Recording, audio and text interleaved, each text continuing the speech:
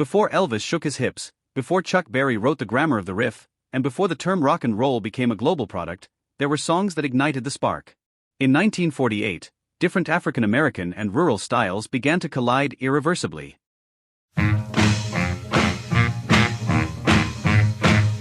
Rhythm and blues, boogie-woogie, jump blues, and country were mutating in front of the microphones. These songs are not just precedents, they Well, baby, I can't never be satisfied. are the primitive DNA of rock. Here we are not talking about massive success,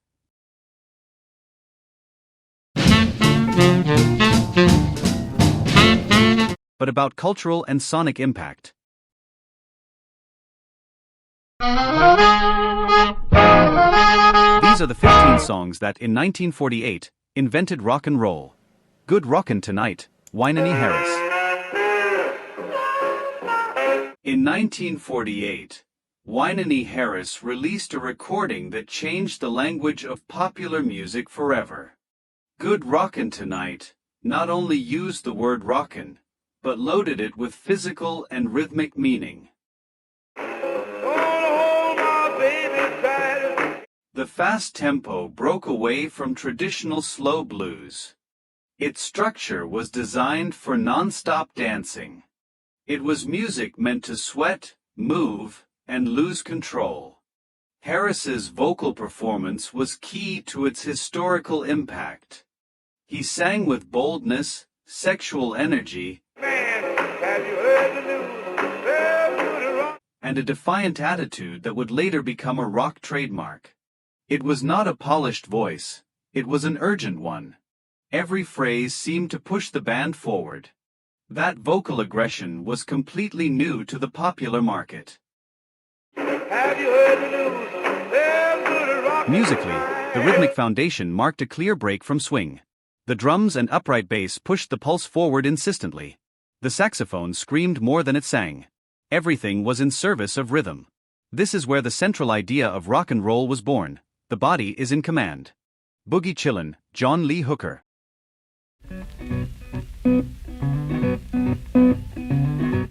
John Lee Hooker recorded Boogie Chillin' as a hypnotic mantra that defied the production rules of the time. There were no unnecessary embellishments or elegant arrangements. It was a raw electric guitar repeating an obsessive riff. The rhythm was not perfect, but it was real. That sound forever changed the relationship between blues and electricity. The song introduced a new form of groove that did not depend on a full band. Hooker built tension using only his guitar and his voice.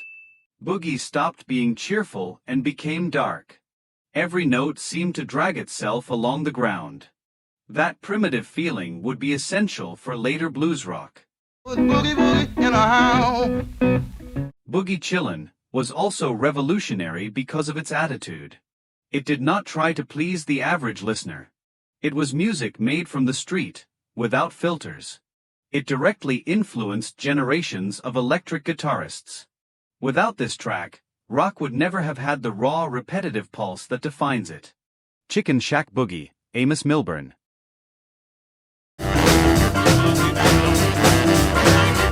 Amos Milburn took boogie-woogie piano into new territory with Chicken Shack Boogie.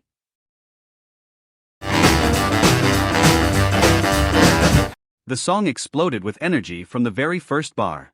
It was impossible to sit still while listening to it. The only one! The piano functioned as the main rhythmic engine. That idea would be vital to 1950s rock. Milburn didn't just play fast. He played with intention. Every piano strike reinforced the song's danceable pulse. Swing began to harden. The music became more direct and less refined. Down by the creek, where you can get a whole lot of good things to eat. All good part. That change in attitude marked a clear boundary with traditional jazz. The song's commercial success proved there was a young audience looking for something different. They didn't want elegant ballads. They wanted rhythm and speed. Chicken Shack Boogie was an early sign that rock and roll had a market. The piano would be one of its initial pillars. Rock and Roll Wild Bill Moore.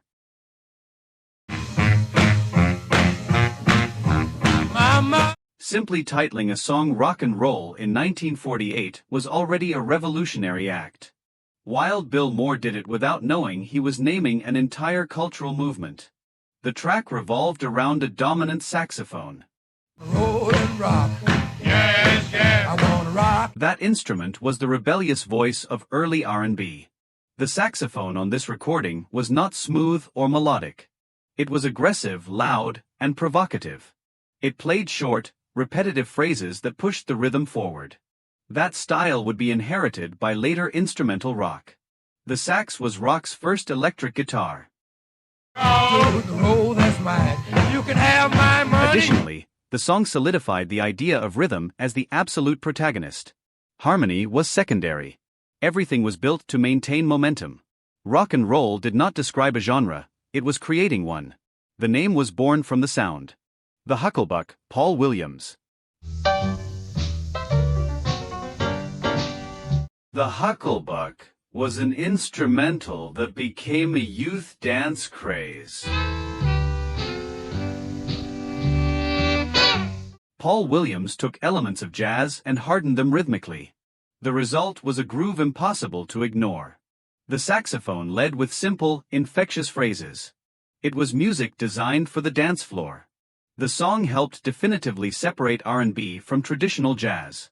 There was no room here for sophisticated improvisation. Everything revolved around a constant rhythm. That repetition was key to the development of rock.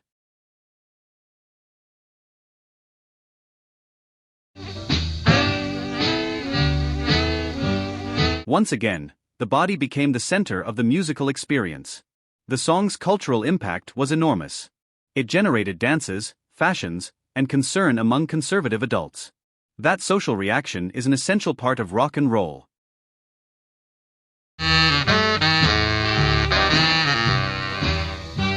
The Hucklebuck proved that music could be a cultural threat, and that was exactly what rock needed. The song's success showed how dance could dictate musical form. Structure was subordinate to bodily movement. That music-body relationship would become inseparable from rock. Groove mattered more than melody. Rock learned that repetition was not boring, it was hypnotic. It's Too Soon to Know, the Orioles. Does she love me? Although it was not a fast song, It's Too Soon to Know was fundamental to early rock.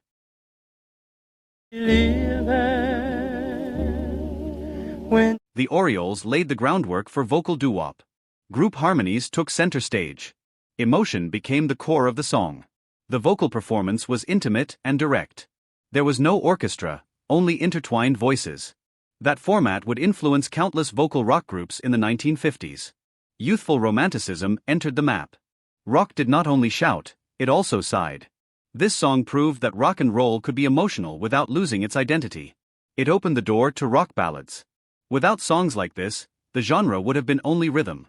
Here, its heart was born. Let her tell me so. The song also redefined masculinity in early rock. Emotional vulnerability became acceptable. Though I'll cry when she's... The singer no longer had to be dominant or aggressive. He could be sensitive. That balance expanded the genre's reach. Rock learned to connect through direct emotion, not only through force. Hop, Skip and Jump, Roy Milton.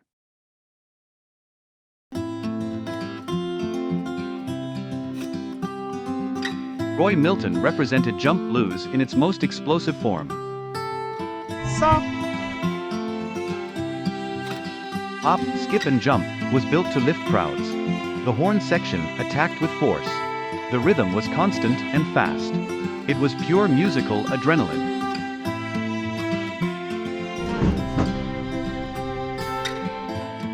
Jump blues was one of the main ingredients of rock and roll. It combined swing with a more aggressive attitude. Milton sang with contagious energy.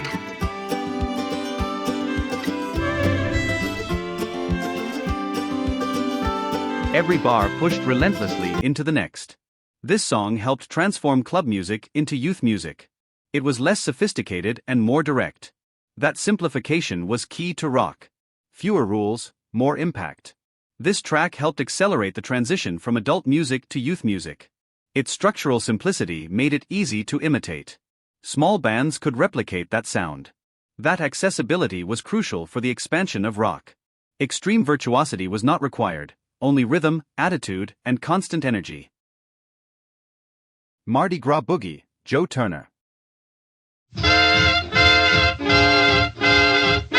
Big Joe Turner was a vocal force of nature. In Mardi Gras Boogie, he showed how to sing with power and authority.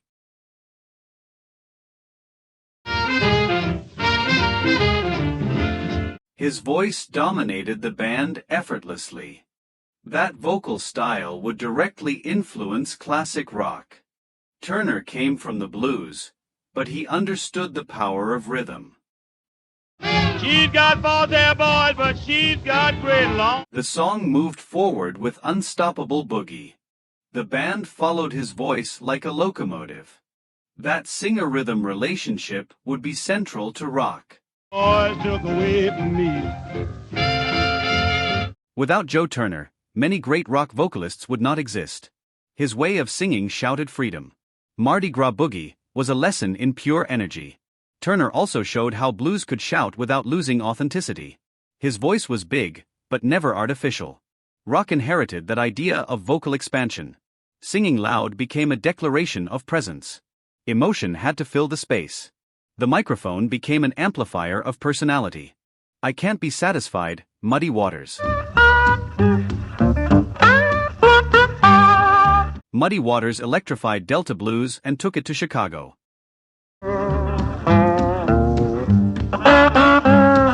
I Can't Be Satisfied is an early example of that transformation. The electric guitar added tension and volume. Blues became more aggressive. This electrification changed everything.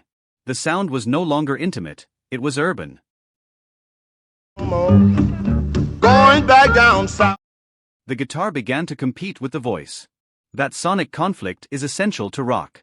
Muddy Waters laid the foundations of blues rock. Well, babe, I just can't be satisfied. Without his electric approach, rock would never have had that rawness. This is where the genre's emotional distortion began. The song's internal conflict was reflected in the electric sound. The tension was not resolved, it was amplified. That permanent discomfort would be central to rock. Music stopped offering comfort. It began to express frustration. Rock was also born as sonic nonconformity.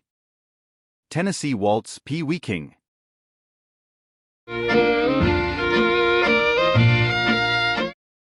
At first glance, Tennessee Waltz seems out of place. But its importance is enormous.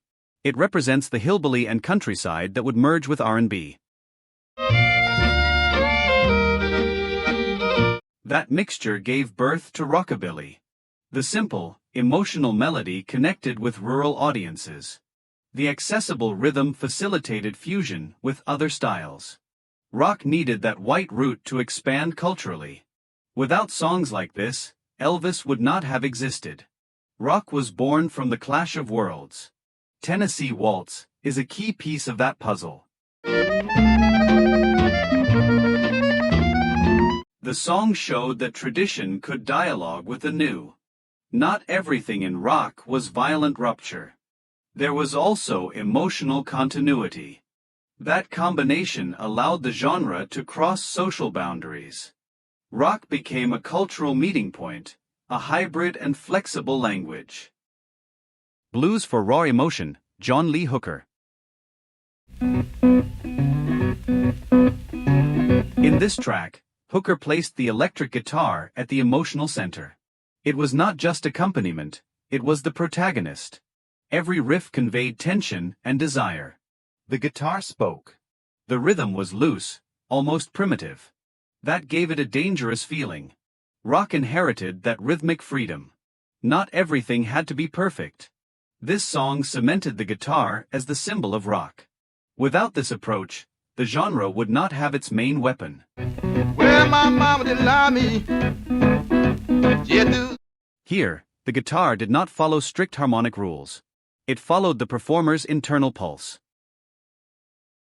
I didn't care what she didn't love. That sonic subjectivity would be key to later experimental rock. Emotion dictated form. Rock inherited that expressive priority. Feel first, organize later. Long Gone, Sonny Thompson.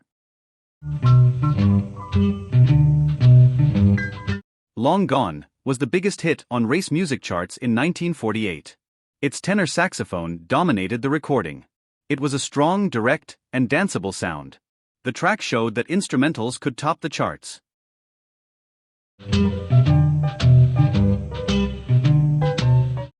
Rhythm was the message. That idea would be fundamental for instrumental rock.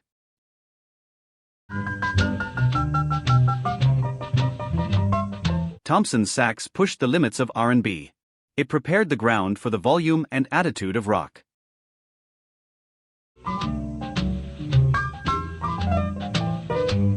The track confirmed that volume was an aesthetic tool. The sax didn't just accompany, it imposed presence.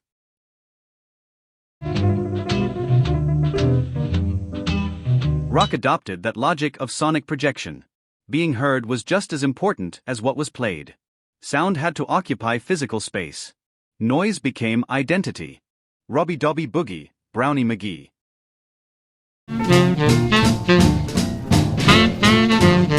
Promoted as It Rocks, It Rolls, this song helped cement the phrase within the industry. Hooray, hooray, the time has really come. It wasn't just marketing. Hooray, hooray, the time has really come. It was an aesthetic declaration. The boogie moved forward without breaks. The guitar and rhythm worked together as a unit. That cohesion would be vital for small band rock. Less ornamentation, more impact. McGee understood the power of the slogan because he understood the sound. Here, rock began to have its own name. The song helped establish a narrative around rock, not just as music, but as a sellable concept. Sound and discourse advanced together. That union would be fundamental for the rock industry.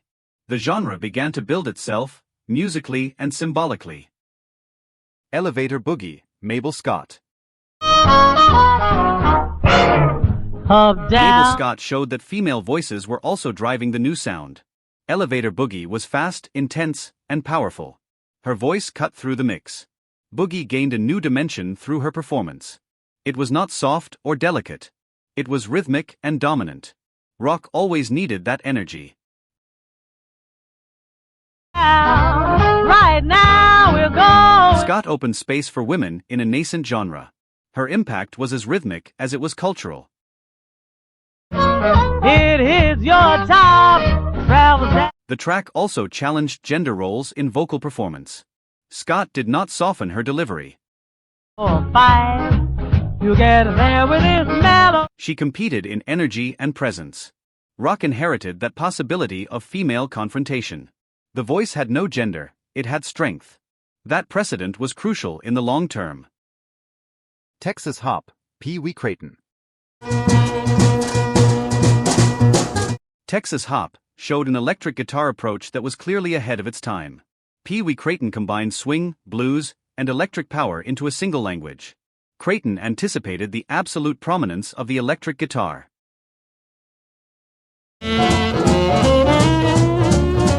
His lines were clear, rhythmic, and melodically intentional. He didn't play to accompany, he played to lead. That approach would be central to 1950s rock. Here, the guitar began to rule. The future was already sounding. Additionally, the track established a model of the lead guitarist within a danceable structure. Crayton did not sacrifice groove for technical showmanship. Every phrase was designed to push the rhythm forward. That combination of leadership and functionality would be one of the keys to the language of rock and roll. If these songs surprised you, this is only the surface.